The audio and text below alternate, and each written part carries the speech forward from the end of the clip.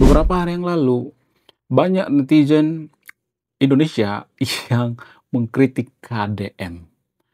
Jadi KDM sesumber mengatakan bahwa pejabat dengan masyarakat itu sama-sama rakus ketika ada kesempatan. Ya, KDM mengatakan seperti itu. Artinya gini, pejabat dengan masyarakat itu sebenarnya 11-12 ya. Kalau pejabatnya suka korupsi, masyarakatnya juga seperti itu. Ya, tapi disclaimer on-nya, KDM mengatakan seperti ini atau Kang Deddy Mulyadi mengatakan seperti ini, nggak semuanya ya. Hanya orang-orang tertentu. Tapi pada umumnya seperti itu kok ya, masyarakat Konoha seperti itu kok. Ada banyak kok ya masyarakat Konoha itu yang korupsi gitu ya.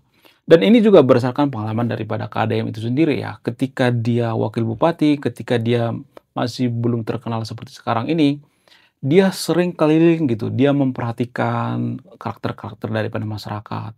Contoh misalnya, beliau mencontohkan, ya dulu saya pernah ngasih lapak nih, ya, lapak gratis kepada masyarakat.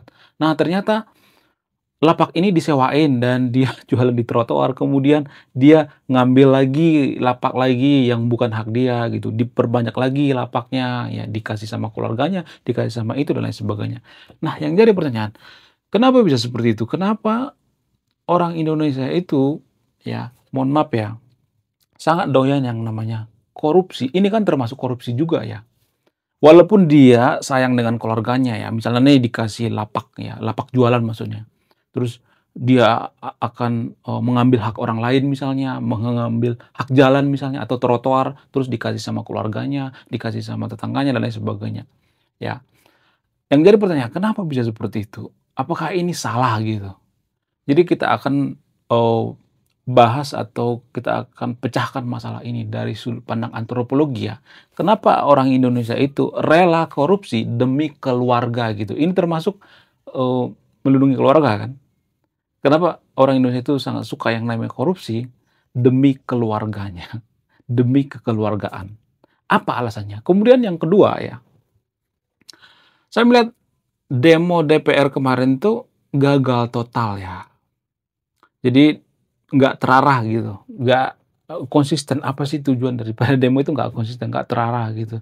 Jadi seperti dikacangin gitu oleh aparat, saat demo ya, nggak ada dampaknya saya melihatnya.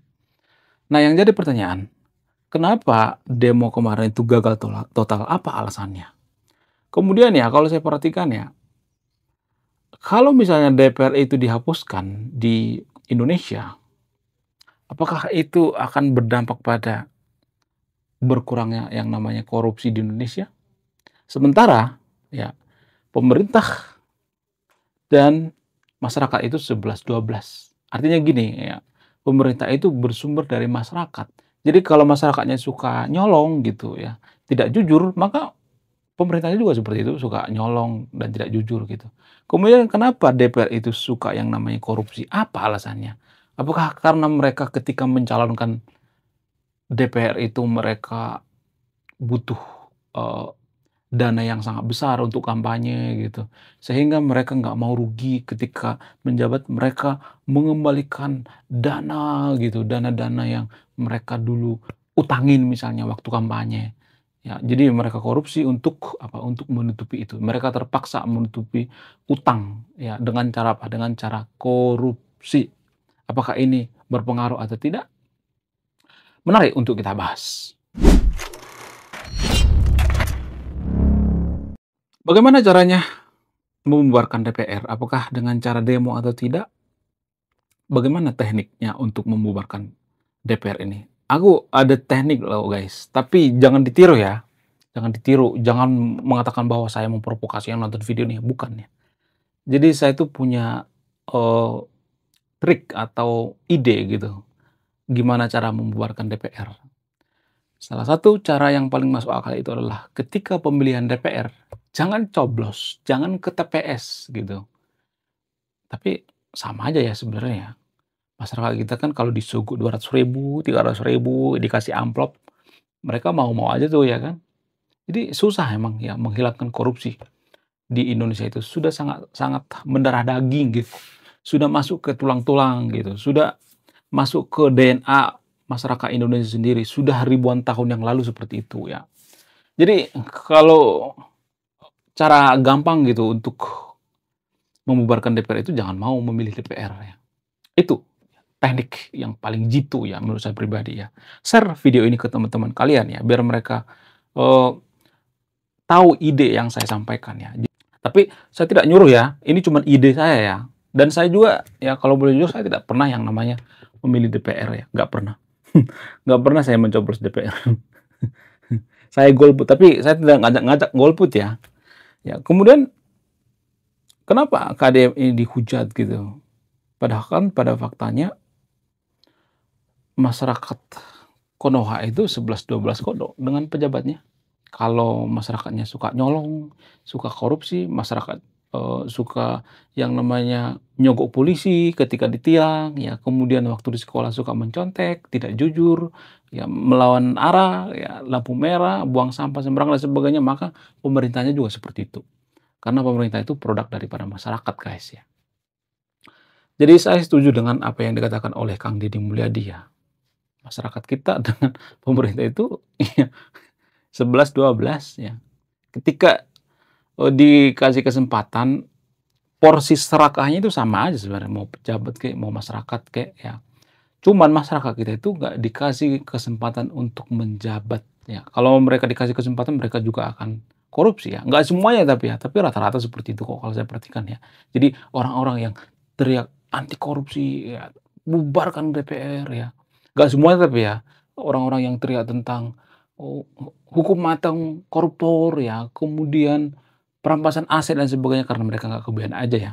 Buktinya tuh yang kemarin yang demo di Pati itu, salah satu koordinator demo itu diduga katanya dikasih mobil tuh sama bupati, terus dia menggagalkan yang namanya demo ya. Karena apa? Karena dikasih mobil ya, diiming-imingi mobil. Jadi sebenarnya ya kalau boleh jujur 11-12 guys ya. Masalah kita dengan pemerintah itu 11-12 ya. Jarang-jarang seperti Kang Deddy Mulyadi ya. Orang yang sangat-sangat jujur ya. Sejauh ini saya melihatnya beliau itu sangat jujur ya. Kenapa Kang Deddy Mulyadi bisa jujur gitu ya? Padahal kan dia juga DPR ya. Zaman dulu kan DPR ya Kang Deddy Mulyadi.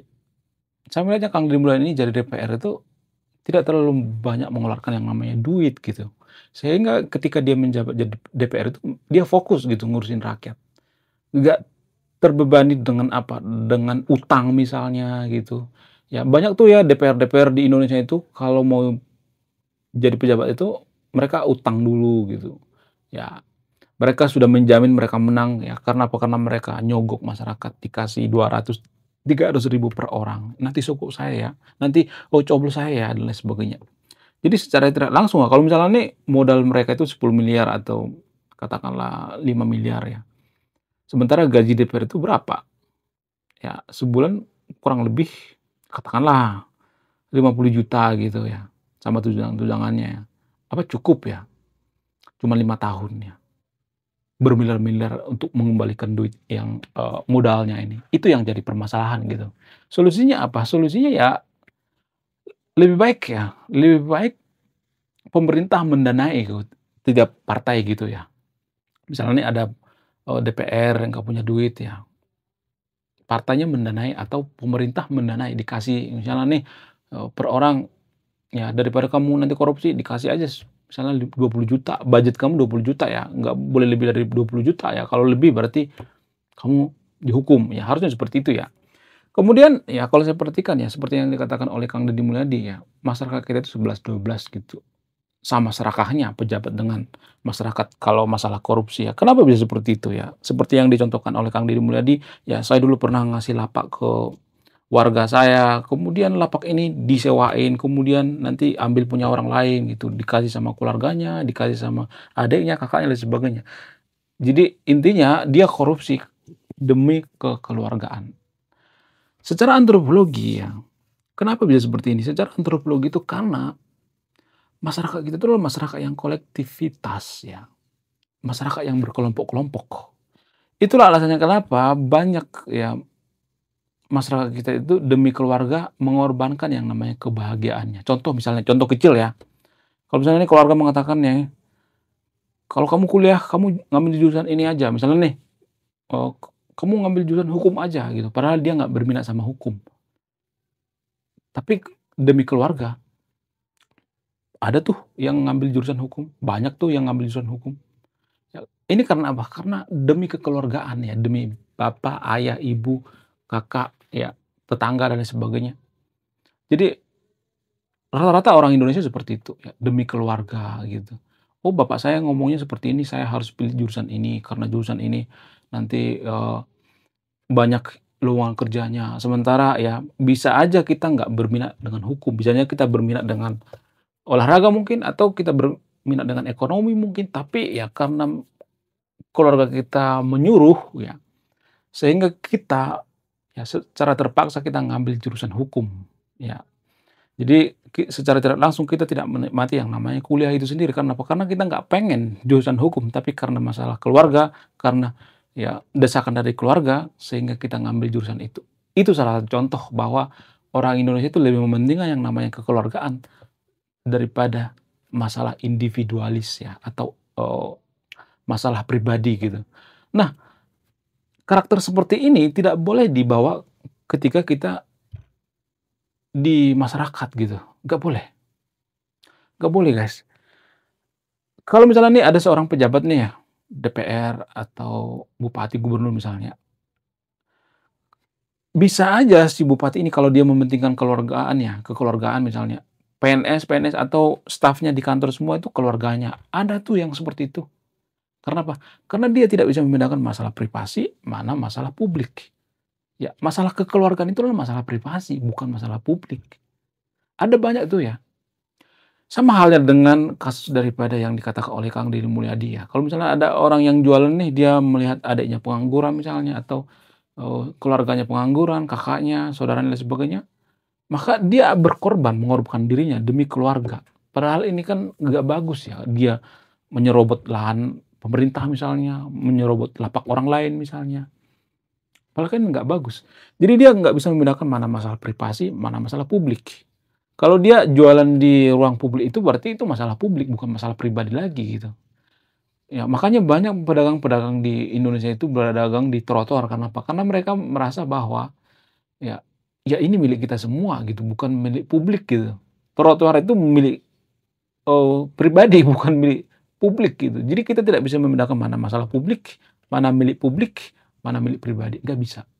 Sehingga apa? Sehingga hal-hal seperti ini sering terjadi di Indonesia kalau saya perhatikan ya. Kemudian, ya apakah dengan cara membubarkan DPR itu korupsi hilang di Indonesia? Enggak. Jadi kita itu butuh, kalau boleh jujur ya, ratusan tahun untuk menghilangkan korupsi. Ya, dimulai dari apa? Dimulai dari keluarga dulu ya. Jadi dalam masalah keluarga itu, kita nggak boleh yang namanya mengedepankan yang namanya, rasa kekeluargaan di ruang ruang publik ya, nggak boleh. Nggak boleh seperti itu, guys, ya. Kalau misalnya nih ada tender ya, kita seorang pejabat atau misalnya nih kita mempekerjakan keluarga kita semuanya di kantor kita, nggak. Itu bukan, eee, negara demokrasi, negara republik, bukan. Itu yang namanya tirani atau kerajaan ya. Jadi secara tidak langsung, secara antropologi, kita itu adalah masyarakat yang sangat-sangat feodal, guys. Sangat-sangat feodal ya. Kenapa bisa seperti itu? Karena gini, guys, ya. Kalau seseorang itu menjabat ya, kalau saya perhatikan ya, nggak semuanya tapi ya, maka dia berpikir ya, kalau misalnya dia jadi bupati, dia berpikir bahwa dia adalah seorang raja gitu. Dia adalah penguasa, ya. Padahal dia cuman CEO. Ya. Ini dua hal yang berbeda ya. Raja dengan CEO itu dua hal yang berbeda. Padahal bupati atau gubernur itu CEO, jabatan sementara ya. Namun orang Indonesia itu banyak berpikir, baik masyarakatnya gitu. Nggak hanya pejabatnya yang menganggap seperti itu, tapi masyarakatnya juga. Masyarakat berpikir bahwa, "Oh ini raja," gitu. "Oh kamu gubernur ya?" Misalnya nih Kang Deddy Mulyadi gubernur Jawa Barat, "Oh dia adalah raja di Jawa Barat." Ya, Pak Prabowo misalnya, dia raja di Indonesia misalnya. Padahal kan cuman CEO ya, jabatan sementara gitu. Jadi ini dua hal yang berbeda. Ya susah ya mengedukasi orang Indonesia, susah gitu. Kenapa? Karena orang Indonesia itu masih lebih suka nonton film hantu-hantu gitu daripada edukasi. Jadi mohon maaf ya, susah menggunakan otaknya gitu dalam, eee, bernegara juga mereka sangat feodal gitu. Mereka lebih mementingkan yang namanya kepentingan pribadi daripada kepentingan publik. Kalau kita bandingkan dengan negara maju misalnya, Eropa, Belanda misalnya. PM Belanda itu ya dulu pernah viral tuh di sosial media. PM Belanda itu sudah menjabat belasan tahun, tapi dia tidak diantar coba. Pas saat peralihan ya kekuasaan, peralihan jabatan Perdana Menteri Belanda dengan yang baru, dia tidak diantar tuh. Beda kalau di Konoha itu aduh diantar ya pakai iring-iringan ya, dikasih tanah, dikasih mobil pribadi, aduh enak banget ya jadi pejabat di Konoha. Pantesan ya warga Konoha itu berlomba-lomba jadi pejabat. Ya, jadi kalau saya perhatikan ya, lebih baik ya dulu kita itu negara federasi seperti Malaysia atau Australia, negara federasi Inggris ya. Kalau Belanda itu misalnya masih berkuasa sampai sekarang ya, tapi disclaimer on ya, saya tidak membenarkan yang dilakukan oleh Belanda, kejahatan-kejahatan Belanda, enggak ya. Tapi kalau masalah korupsi, menurut saya itu Belanda itu lebih lebih minim korupsi ya. Di sana pejabat-pejabatnya itu tidak diistimewakan gitu, jarang yang korupsi gitu. Jadi ini semacam anomali ya, kita berusaha mengusir mati-matian penjajah supaya kita bisa menjajah masyarakat kita sendiri. Kita ngata-ngatain Belanda itu penjajah, padahal ketika Belanda menyerahkan Nusantara ke Soekarno-Hatta saat itu ya kita bayar ke Belanda kok. Miliaran gulden kita bayar di sana eee, pas penyerahan kekuasaan, peralihan kekuasaan Indonesia terhadap Belanda. Ya, dan ini yang tidak disukai oleh Tan Malaka ya. Tan Malaka mengatakan, "Belanda itu kan perampok, ngapain kita harus berdiplomasi?" Ini yang, tidak disetujui oleh Tan Malaka ya. Sementara Soekarno-Hatta lebih mengedepankan yang namanya diplomasi ya. Jadi yang lebih bernyali itu sebenarnya Tan Malaka, cuman Tan Malaka kan di sejarah-sejarah, eee, pendidikan Indonesia itu nggak ada namanya Tan Malaka. Bahkan Tan Malaka saya kenal, saya tahu nama Tan Malaka ini ketika saya sudah kuliah ya.